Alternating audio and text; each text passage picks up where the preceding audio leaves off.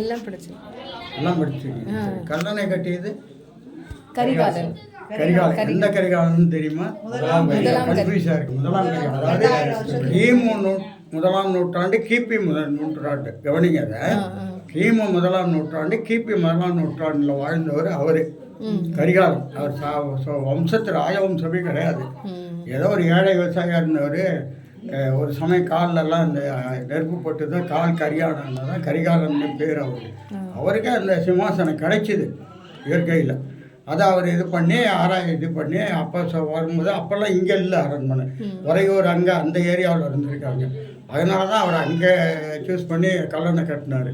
அந்த கல்லணை எப்படி இருக்குன்னு கேட்டிங்கன்னா, எப்படி கட்டுறாதுன்னா அந்த குழுவெல்லாம் வச்சுக்கிட்டு அவங்க யோசிக்கும் போது இப்படி நிற்கும்போது இந்த ஆற்றுல தண்ணி வரும்போது காலை அரிச்சுதான் அரிச்சு அந்த இடத்துல பள்ளம் உண்டாச்சான்.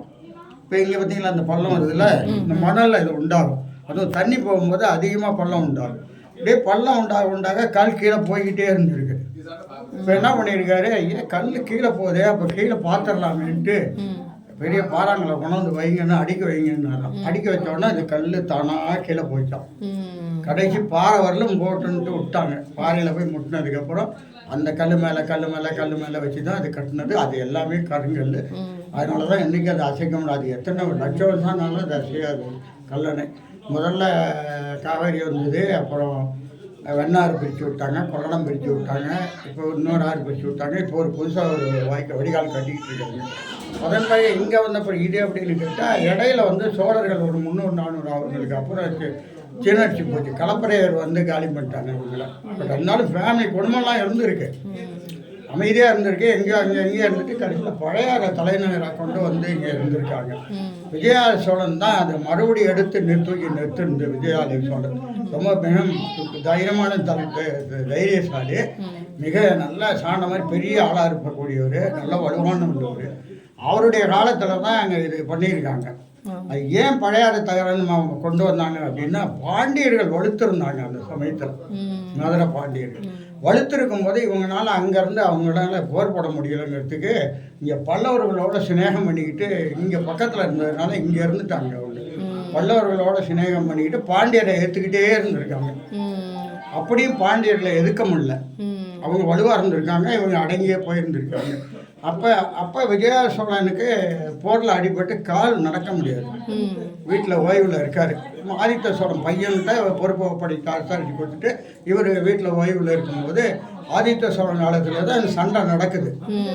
அப்போ இவங்க தோல்வி அடையும் போது என்ன பண்ணுறாங்க, பல்லவர் இவங்களும் யோசனை பண்ணுறாங்க, என்ன பண்ணலாம், இதுக்கு சமாதானம் போயிடலாம், எதுக்கான விஷயமா சண்டை போட்டுக்கிட்டு நம்ம தான் ஜெயிக்க போகிறதுன்னு போகும்போது இதை வந்து ஒற்றர் போய் விஜயா சோழன்கிட்ட சொல்கிறாங்க. என்னடா நடைமுறையில் இருக்க என்னன்னு கேட்பாங்கல்ல, கேட்கும்போது சொல்லிடுறாங்க. தோல்வி அடைகிறது சமாதானமாக போகிறதாவது, அது யார் செய்கிறது அப்படின்னு சொல்லிட்டு என்ன பண்ணியிருக்காருன்னா, 2 இளைஞர்கள் வாங்கன்னு கூப்பிட்டுருக்காரு. அந்த இளைஞர்கள் தான் நீங்கள் பொன்னியின் செல்வன்ற பழுவேட்டையர் பரம்பரை. பழுவூர் இருக்கு பார்த்தீங்களா, திருச்சி பக்கத்தில் அங்கே உள்ள பழுவேட்டையர் பரம்பரை தான் அந்த இளைஞர்கள். அதனால தான் அந்த குடும்பத்துக்கு அவங்க பின்னால் சோழ காலத்தில் சேனாதிபதி பட்டம் கொடுத்து முக்கியத்துவம் கொடுத்து வச்சிருந்தாரு. அவங்க என்ன பண்ணியிருக்காங்க, 2 இளைஞர்கள் வந்திருக்காங்க. இளைஞர்கள் வந்து இவரை தோளில் தூக்கி வச்சுக்கிட்டு 2 கையிலேயே வாழை எடுத்துக்கிட்டு இவங்களும் வாழை எடுத்துக்கிட்டு அந்த பாண்டிய சேனை இருந்தது இல்லை, சும்மா ரெஸ்ட் எடுத்துக்கிட்டு அது உள்ள நுழைஞ்சு நாசம் பண்ணிட்டாங்க. 2 இளைஞர்கள் மட்டும் இல்லை, பின்னாலே 2 பேரை வாங்கன்னு சொல்லியிருக்காரு. ஏன்னா இவங்க முடியலைன்னா அவங்க தூக்கணும், அப்படியே போயிட்டே இருந்திருக்காங்க. அடிச்சு காலி பண்ணிட்டு மறுபடியும் சோழ சாம்ராஜ்யத்தை சாதித்து அதன் பிறகு தான் ஆதித்த சோழன் ஃபுல்லாக பார்த்துட்டு பாண்டியர்கள்லாம் அதோட போயிட்டாங்க. அதுக்கப்புறம் அவங்க வரலை, பிரபதிக்கிட்டு ஓடிட்டாங்க. அவரும் வரல, சரி வேணாம் விட்டுட அப்படின்ட்டு அவங்களும் விட்டு அங்கேயே இருந்துட்டாங்க. அப்போ ஆதித்த சோழன் காலத்தில் இந்த பட்டப்பட்ட கோயில் தான் இது. பல்லவர்களுடைய இந்த மேலே இது பார்த்தீங்களா, இதெல்லாம் பார்த்தீங்கன்னா பல்லவர்கள் டிசைனாக இருக்கும். இதுக்கு மேலே இருக்கிற அந்த கோபுரம் இதெல்லாம் பல்லவர்கள் டிசைன்.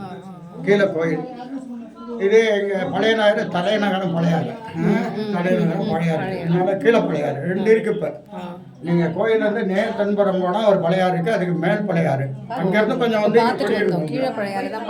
அதுலேருந்து 1 கிலோமீட்டரில் போனீங்கன்னா பழையாறு. அந்த அரண்மனையில் தான் இருந்திருக்காங்க. அதெல்லாம் ஒன்றுமே இல்லைங்க, எந்த அறிகுறியில ஒரு பாலஞ்ச கட்டாத மாதிரி ஒன்று இருக்குது. கோயில் கூட அறிகுறி இல்லை. அப்போ இவங்க பெண்கள்லாம் என்ன பண்ணியிருக்காங்க, அந்த புறம்லாம் அந்த சோழன் மாளிகைன்னு இருக்காங்க, சோழன் மாளிகையில் தான் இருந்திருக்காங்க. அரண்மனையை அட்டாச் பண்ணி சோழன் தான் பெண்கள் இருந்திருக்காங்க. சரி, இவங்க வழிபாடு, பெண்களுக்கு ஒரு வழிபாடு வேணுமேனு ஆதித்த சோழன் என்ன பண்ணியிருக்காரு, இதை கட்டியிருக்காரு. இந்த கோயில் கட்டினது மகளிர் வழிபாட்டுக்காக மட்டுமே. ஏன்னா பெரிய கோயிலில் மகளிர் வழிபாடு பண்ண முடியாது. பெரிய கோயிலில் இப்போ நீங்கள் போனீங்களே தேனுபுரீஸ்வரர், அதில் என்ன பண்ணியிருக்காங்கன்னா, இது வந்து நாங்களாம் ஏன் அதை அங்கே போகலை, இங்கேயும் கட்டினாங்கிறதுக்கு நாங்களாம் சேர்ந்து ஒரு ஐடியா பண்ணி வச்சுருக்கோம். அது வரலாறுல இல்லை. அதாவது பழையாத்தில் தலைநகரத்தில் ரகசிய கூட்டங்கள்லாம் கோயிலுக்குள்ளே தான் வச்சு பண்ணியிருக்கணும். ஏன்னா கோயிலில் இருந்து தான் வெளியில் போகிறதுக்கு தப்பிக்கிறதுக்கெல்லாம் கோவைகள் இதோட சுரங்கள்லாம் இருக்குது. அதனால் அங்கே வச்சு தான் இவங்க ரகசிய கூட்டங்கள் சண்டை போடுறதுக்கு போகிறது வருது எல்லாமே செஞ்சுருக்கணும். இப்போ நம்ம சிறப்பு கூட்டம் போடுற மாதிரி அந்த மாதிரி பண்ணியிருக்கணும். அதனால தான் இந்த இடத்துல பெண்களை வரானாங்கிறதுக்காக தனியாக கட்டி விட்டு கொட்டியிருக்காங்க. ஆமாம், அது எப்படின்னு கேட்டிங்கன்னா, இந்த மாதிரிலாம் பாதை ஒத்தடி பாதை மாதிரி இருந்திருக்கும் அந்த காலத்தில். கோலமொழியிலேருந்து ஒத்தடி பாதை மாதிரி இருந்திருக்கும். இது எல்லாமே வனங்கள் தான், ஃபுல்லாக வனங்கள் தான். அப்போல்லாம் இந்த ஆறு கிடையாது, அதன் மாதிரி தான் வெட்டியிருக்காங்க. இது வனங்கள் இருந்திருக்கு. வனத்தில் நிறைய குளங்கள் இருந்திருக்கு சுற்றிலும். குளத்தில் குளிச்சுட்டு சின்ன பிள்ளைங்க, தோழிமார்கள், ராணிமார்கள்லாம் அங்கேருந்து வந்து குளத்தில் குளிச்சுட்டு பூக்களை வச்சுட்டு இறைவனை வழிபட்டுட்டு போயிருந்துருக்கிறது தான் இதில் வளர்ந்துருக்கு. விஜயா சோழன் கட்டினது ஆதித்த சோழன் மனைவி அலசி காட்டடிகள் வந்து பொன்பொருள் கொடுத்து இதுக்கு பண்ணணும், 24 மணி நேரம் விளக்கு எரியணும், அணையாத விளக்காக இருக்கணும் அப்படின்னு சொல்லி நிறையா பொருள்லாம் கொடுத்தா தான் வரலாறு. ஒரு கல்வெட்டில் இருக்குது, ஒரு சின்ன கல், ஒரு வகனத்தில் இவ்வளோ வயட்டில், அதில் இவ்வளோ தான் இருக்குது விஷயம். விஜயா சோழன் எங்க இங்கே இருக்குது, நாங்கள் வச்சுருக்கோம். அந்த மண்ணுக்குள்ளே இருக்குது, பிரதிஷ்டை பண்ண பிறகு எடுத்து சுத்தம் பண்ணி வச்சுருக்கோம். அது கிருக்கலத்தில் இருக்கும். அந்த காலத்தில் இருந்தாங்கல்ல, அதான் விஜயா சோழங்கிறது இவ்வளோ நேரத்தில் முடிஞ்சிடும். அந்த மாதிரி கிருக்கலத்தில் இருக்கும். இப்போ நம்ம இப்போ லேட்டஸ்ட்டாக ஷார்ட் ஹேண்ட் படித்தாங்கல்ல, அப்போ அந்த இதுலேயே ஷார்ட் ஹேண்ட் எழுதியிருக்காங்க. நம்மளோட முன்னார்கள்லாம் புத்திசாலி தான் இல்லையா? இன்னைக்கு பஞ்சாங்கம் எழுதுறாங்க, 2 வருஷத்துக்கு பின்னால் வரதை இன்றைக்கி கடிக்கிறாங்கல்ல. அப்புறம் எப்படி அவங்க என்ன அந்த காலத்தில் இந்த அரவிஷம், காவிஷம், மாகாணி இது அப்படி பண்ணி தான் பண்ணியிருக்காங்க. 1 ரூபாய்க்கு 16 அணா, 1/2 ரூபாய் 8 அணா, 4 அணா, 1/4 அணா, அரை அணா, 20 அணா, இப்படி போய்கிட்டே இருக்காது. 1/60, 164 வரலும் வரும் அது.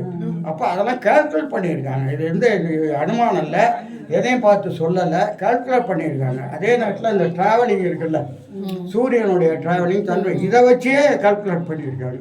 இப்போவே சாதாரணமாக சொல்கிறாங்கல்ல, தட்சாயனம். இப்போ நீங்கள் கோயிலில் இப்போ போட்டிருக்காங்க லேட்டஸ்டாக தட்சாயனம், உத்தராயணம். இது என்ன நினைக்கிறீங்க? சூரியன் தான். ஏன் அந்த தட்சாயனம் உத்தராயணம் படிச்சிருக்காங்க? உங்களுக்கு தெரிஞ்சதை சொல்லுங்க, நான் கேள்வி கேட்கல. அதாவது வடக்கு பக்கமா அது வரும்போது உத்தராயணம்னு சொல்லுவாங்க, தெற்கு பக்கம் தென்புறம் போகும்போது தட்சாயனம். இப்போ அதாவது நல்லா கவனிச்சுங்க, நீங்கள் இதை எழுதி வச்சுங்க. March 21, 22, 23, April, May, June 21, 22, 23, July, August, September 21, 22, 23, October, November, December 21, 22, 20. இந்த தேதிகளில் நீங்கள் உங்கள் வீட்டில் இருக்க ஒரு நிழல சூரிய வெளிச்சத்தை பர்மனெண்ட்டாக இருக்கிறத குறித்து வச்சுக்கிட்டா இந்த டிஃபரெண்ட் உங்களுக்கு தெரியும். ஸோ நீங்கள் இப்போ என்னன்னா, இப்போ வந்து தென்புறத்துலேருந்து இந்த 21, 22, 23ஆம் தேதி ஒரு தேதிகளில் ரெட்டார்ட் ஆகிடுச்சு. இப்போ வடக்கு நோய் இப்போ வந்துருச்சு, வந்துக்கிட்டு இருக்கு. இப்போ நான் வீட்டில் குறிக்கி வைப்பேன், தேதி ஜன்னலில் குறிக்கி வைப்பேன், மார்க் பண்ணி வைப்பேன். 21, 22, 23 தேதிகளில் இது ரெட்டார்ட் ஆகிடும். இது உத்தராயணம். இதுதான் நியாயமாக உத்தராயணம். உத்தராயணங்கிறது அப்போ இப்போவே ஆரம்பிச்சுட்டு அர்த்தம். ஆனால் இவங்க என்ன பண்ணியிருக்காங்க, மார்கழி மாதத்தில் வேண்டான்ட்டு தையாக வச்சுட்டாங்க. தை மாற்றி பங்குனி சித்திரை அந்த மாதிரி வச்சுட்டாங்க. ஆடி வரும்போது ஆடியிலேருந்து தட்சாயணம்னு வச்சுட்டாங்க, அது மாதிரி வச்சுட்டாங்க. அந்த கோயில் அவங்களுக்கே வழிபட்ட கோயில். அலசி காட்டடிகள் தான் அங்கே அலசி காட்டடிகள் ஆதித்த சோழன் மனைவி, அவங்க தான் எனக்கு பொன்பொருள்லாம் கொடுத்துருக்காங்க. அப்படின்னு தான் இந்த கோயில் வரலாறு. அங்கே போயிருக்கீங்களா? பஞ்சமாதேவின்னு பக்கம். அது எப்படி வரலான்னு கேட்டிங்கன்னா, ராஜராஜ சோழனுடைய 3வது மனைவி பஞ்சமாதேவி. அவங்க வந்து சிறந்த நாட்டிய திகாமணி, அதாவது விரும்பி இவர் கல்யாணம் பண்ணிக்கிறாரு. ஆனால் அவங்க எனக்கு பட்டத்திராணி வேணான்ட்டு இருந்துருவாங்க. அதே போல் ராஜேந்திர சோழனுடைய அம்மாவே எனக்கு பட்டத்திராணி வேணான்ட்டாங்க. அது சின்ன பிள்ளையில சபதம் வேணான்ட்டாங்க. இந்த அம்மா ஏன் ராஜேந்திர சோழன் அம்மாவுக்கு கட்டாத ஒரு கோயிலை, ஒரு சமாதியை ஏன் சிற்றனைக்கு கட்டினாருன்னா, அந்த அம்மா தன்னை மலடி ஆக்கிடுச்சு. ராஜேந்திரனை வளர்க்கறதுக்காக தன்னை மலடி. நீங்கள் அந்த காலத்தில் ராஜ்யத்தில் வந்து மலடிங்கிறது தன்னை பண்ணிக்கிறதுங்கிறது குழந்தைலாம் போகிறது பெரிய காரியம். அது தெய்வத்துக்கு சமம். இன்றைக்கே இருக்கும்போது அன்றைக்கி எப்படி ராஜ பரிபாலனை அவன் சின்ன பதவி துண்டை போட்டுக்கிறதுக்கே சண்டை போட்டுட்டு இருக்க காலத்தில் அன்றைக்கி ராஜ பதவியே எனக்கு வேணான்னு சொன்னார்னா பீஷ்மர் மாதிரி எனக்கு என் பிள்ளை வரவே வேணாம் அப்படின்னு சொல்லிட்டு அவங்க ராஜேந்திரனை வளர்த்து ஆளாக்கி பெரிய ஆக்கி வீர திறனாக்கி குந்தவை பரட்டியார் ஆயுதனுடைய அக்கா இவங்களுக்கு சேர்ந்து தான் அவனை வீரனாக்கி இவ்வளவு கற்றுக் கொடுத்து செஞ்சு அவனை பண்ணதுனால அந்த அம்மா இறக்கும்போது இங்கே வந்து அது பக்கத்தில் இந்த கோயில் வந்தீங்கன்னா இந்த பக்கம் வடக்கு பக்கம் வந்தீங்கன்னா ஒரு சிமெண்ட் தரமாக இருக்கும். அதுதான் சமாதி, பஞ்சமாதேவியுடைய சமாதி. அதோடு சேர்ந்து கோயில் கட்டிட்டாரு. அதுக்குன்னா பள்ளிப்படைன்னு பேர். இதுதான் என்னுடைய பெயர் வீரையா. நெய்வேலியாருன்னு தான் தெரியும். நான் நெய்வேலியில் வேலை பார்த்து ரிட்டையர்ட் ஆகி சாமி வந்து பூஜை பண்ணிட்டு இருக்கேன். அவ்வளோதான். நெய்வேலி NNC